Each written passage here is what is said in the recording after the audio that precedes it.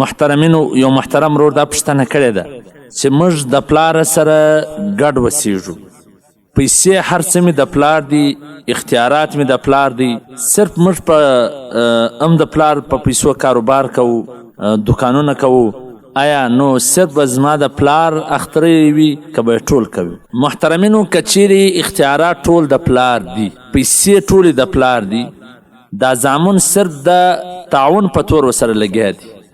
نور هر څه د پلار دي، نو بیا صرف پلار به اختر کوي پر زامنو نسته. او که چیرې اختیارات ټول د زامن دي او ګټه هم ټول زامنو کړې د پلار ګسه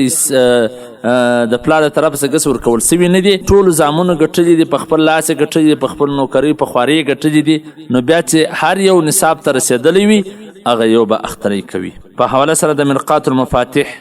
جلد نمبر 6 صفحه نمبر 14، دغه رنګه فتاوی هندیه جلد نمبر 2 صفحه نمبر 390، کتاب نوازل جلد نمبر 14 صفحه نمبر 494. والسلام.